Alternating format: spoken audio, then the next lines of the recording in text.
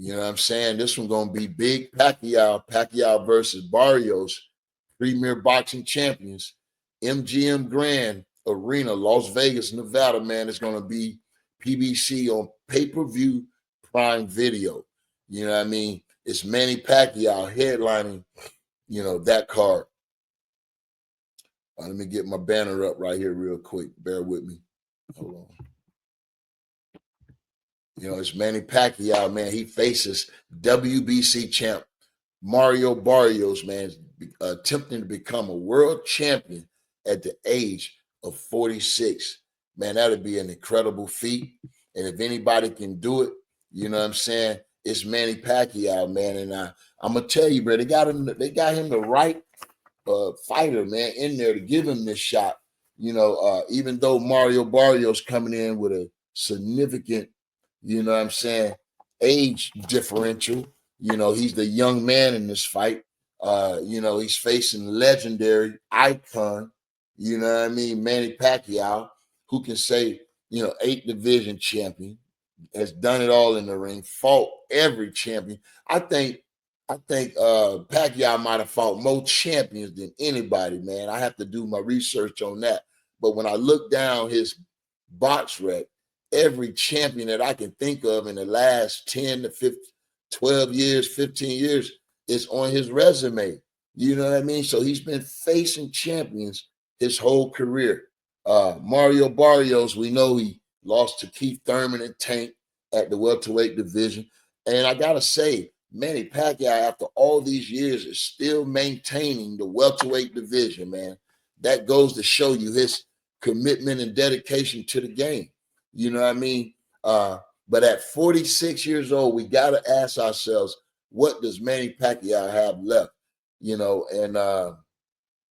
After a 4-year hiatus, he's been out of the boxing ring, professionally for 4 years. In his last fight, he fought Ugas.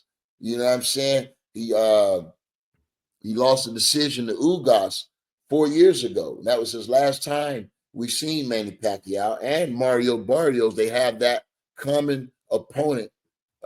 Mario Barrios won a decision over Ugas in an interim championship. They fought for an interim title a while back. You know what I mean?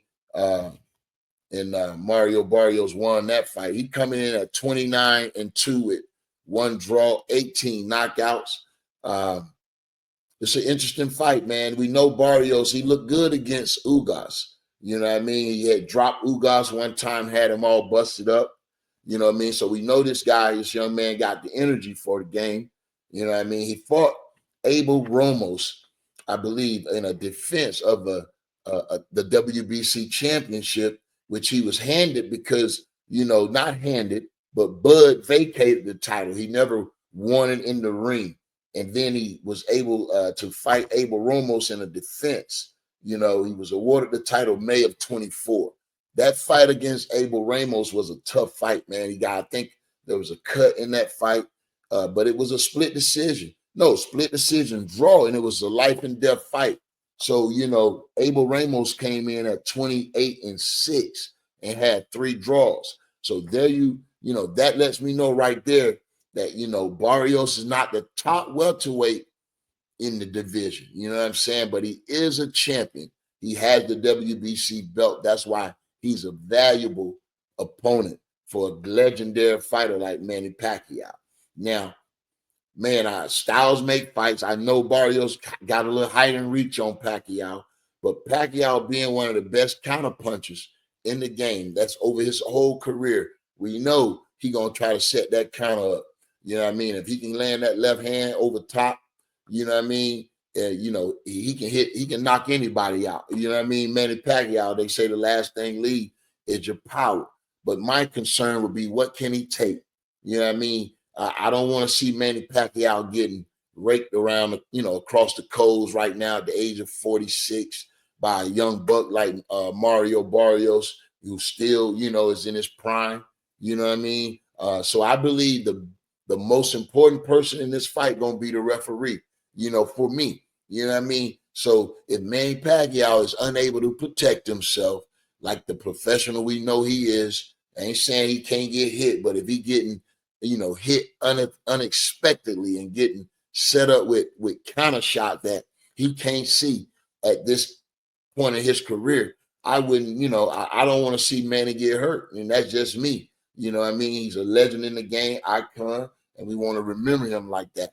You know what I mean? So we want to have a good referee that knows the game, where if they see something funny where, Manny can't protect himself, I think it's time to, reel it in. Legendary career like this, you know what I mean? We want to see Manny intact. You know what I mean? We don't want him to get hurt right now at this stage. So, as long as the referee got his job, he doing his job, and we don't see no unnecessary punishment.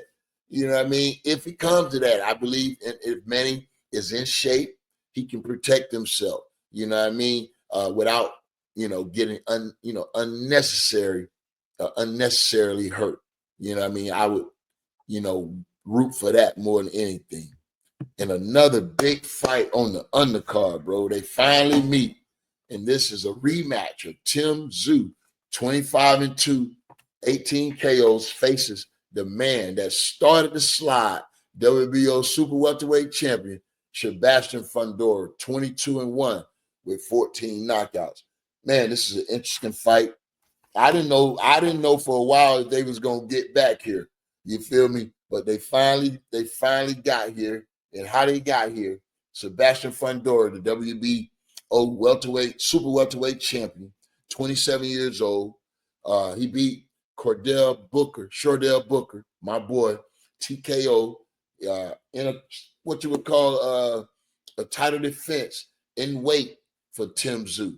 Tim Tszyu got back in the winning circle just recently with the 4th round KO of Joey Spencer. Joey Spencer came in undefeated, I believe, and but never was in this fight, man. I thought Joey was going to perform a little bit better, but never was in this fight. Credit to Tim Tszyu. He looked good by dispatching Joey Spencer. And but before that, he suffered a defeat to Bakram Markvalia by knockout. You know what I mean? He was trying to get back on the winning slide after losing to Fundora the first time, in which he suffered a cut. And that fight was contested, even though they had that cut. And I think that cut kind of changed changed the dynamics of that fight.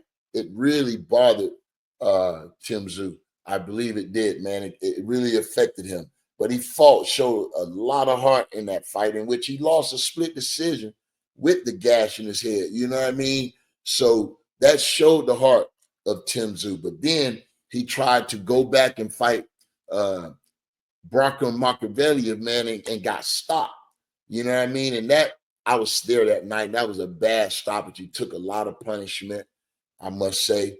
And but then he got back on the winning, in the winning circle with the knockout of Joey Spencer. Now, winning that 4th round knockout of Joey Spencer, is that enough confidence?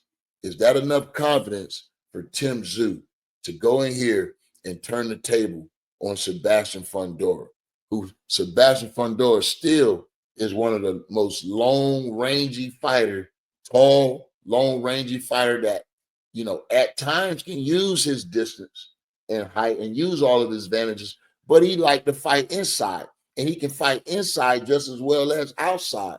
So this was going to make it so difficult for Tim Tszyu. But man, if he can win this fight, bro, that really puts Tim Tszyu back in that type of pound for pound type discussion, or not even that, but legendary discussion. When you look at coming back and avenging a loss against a very, very tough fighter in Sebastian Fundora, man. That's going to be an action-packed fight, I believe. But man, I still feel that Fundora has an advantage in this fight, as far as, power, being able to keep a guy on the outside if he chooses to use that. But, if he gets inside, he's going to give Tim Tszyu a chance to hit him with that right hand. You know what I mean? So let's see, man.